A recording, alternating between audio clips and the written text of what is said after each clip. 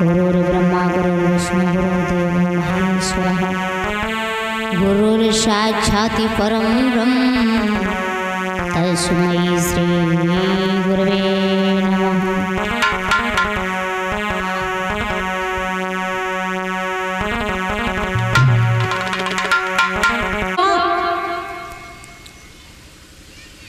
कि मेरा उद्धार नहीं होगा, जवानी पे तो तुमने बुरे कर्म किए, बुढ़ापे में सोचते हैं कि पता नहीं दीनबंधु मुझे इतना दुख क्यों मिल रहा है, क्यों इतने कष्ट मिल रहे हैं, और पता नहीं कह देते हैं एक दूसरे से कि तुझे तो नरक में भी जगह नहीं मिलेगी। तुमने क्या देख लिया, नरक और स्वर्ग मिलेगी या नहीं मिलेगी? हो सकता है उसने अच्छे कर्म किए होंगे तो उसे स्वर्ग मिलेगा या नरक मिलेगा। ना ही ऊपर नरक है और ना ही ऊपर स्वर्ग है, कहने वाली बातें हैं। यहीं पर नरक है और यहीं पर स्वर्ग है।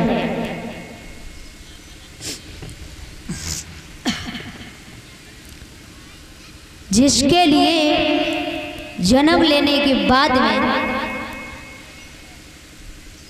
बेटा एक आज्ञाकारी हो और पत्नी एक धर्म निभाने वाली हो और धन धाम से भरपूर हो, उसके लिए तो स्वर्ग यहीं पर है।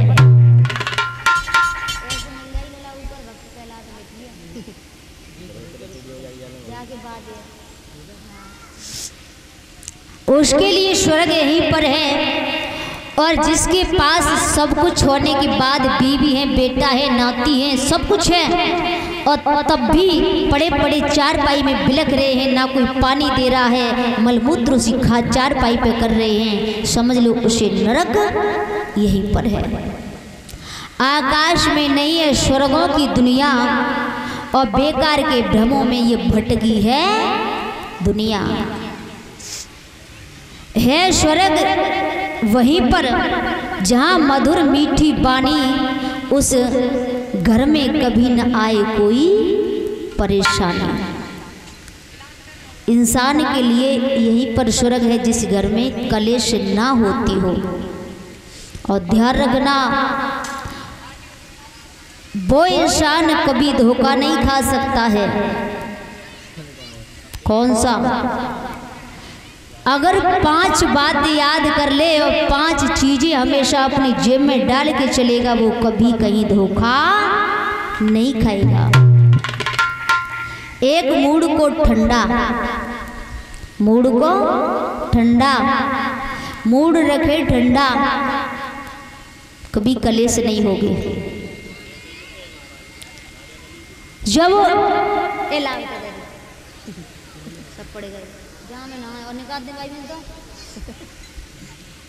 मूड को ठंडा रखोगे तो कभी तुम्हें दिक्कत नहीं होगी, क्योंकि मूड गर्म रहता है तब इंसान लड़ाई करता है, और फिर लड़ाई करता है तो दिमाग को टेंशन बढ़ती है, और टेंशन से न जाने कितनी बीमारियां बढ़ती है। मूड ठंडा, आंखों में शर्म, जीभ नरम, और अपने करम और दिल में रहम, ये चीज हमेशा याद करके चलोगे तो कभी धोखा नहीं खाओगे। मूड ठंडा, आंखों में शर्म और जीव नरम, और हृदय में रहम, और क्या? अपने करम।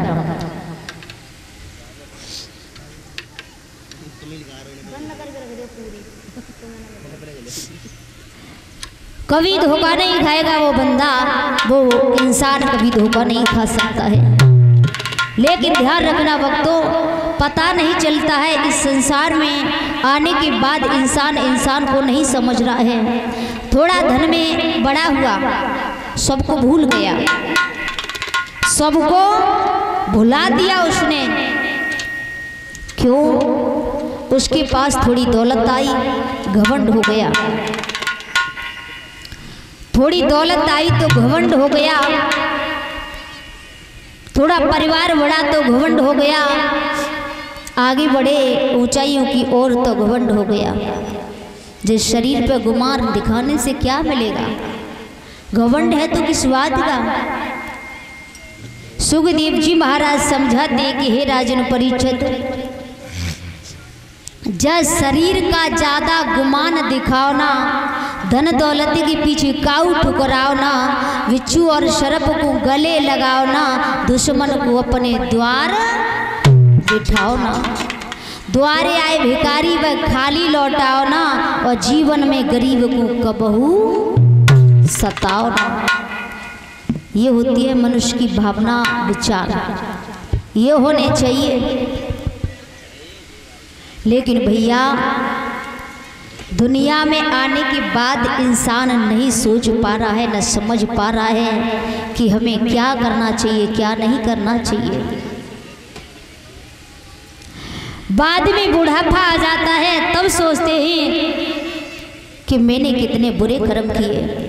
जवानी में तो घमंड के मारे किसी को समझा ही नहीं, पता नहीं चलता है आदमी को आदमी क्यों प्यार देता है आदमी, और आदमी को आदमी फिर क्यों मार देता है आदमी।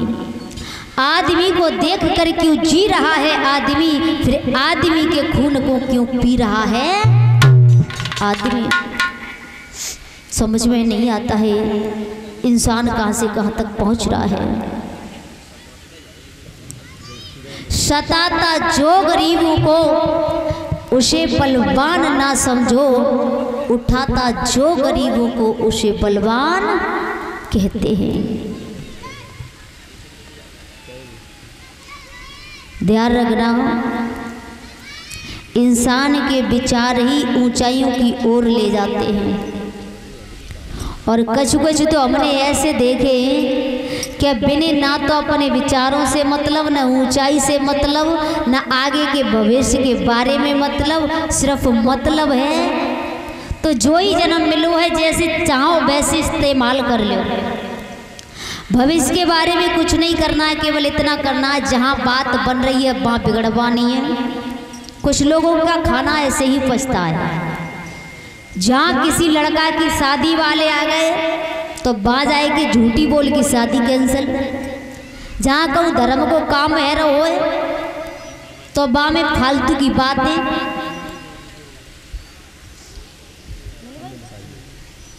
फालतू की बातें।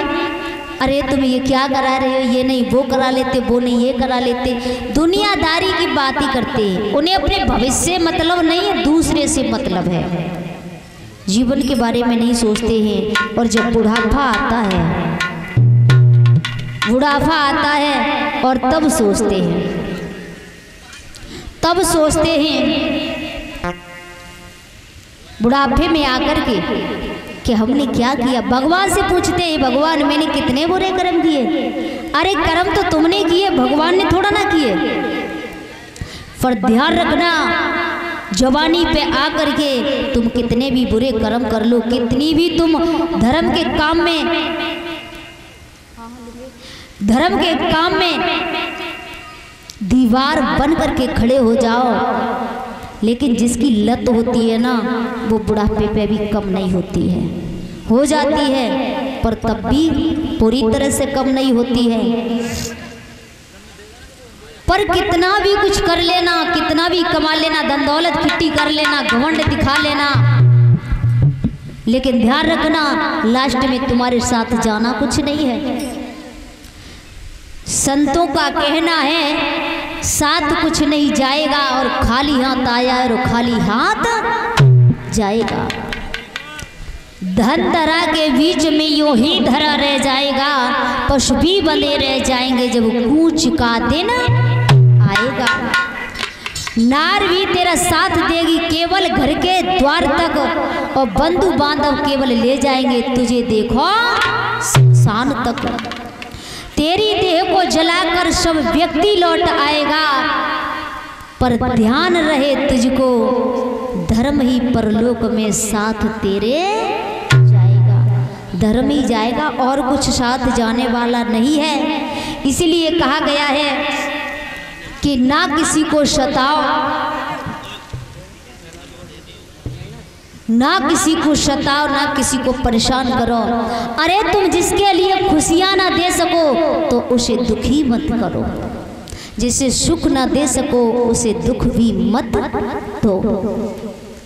क्यों? जो संसार में दुख देने वाले बहुत हैं, अच्छे काम में बाधा डालने वाले बहुत हैं। जब कोई कार्य होता है ना तो 10 आते हैं बिगाड़ने वाले, अरे ये कर दिया वो कर दिया, बा में 2-4 ही होते हैं समझाने वाले, जैसा है वैसा ठीक है।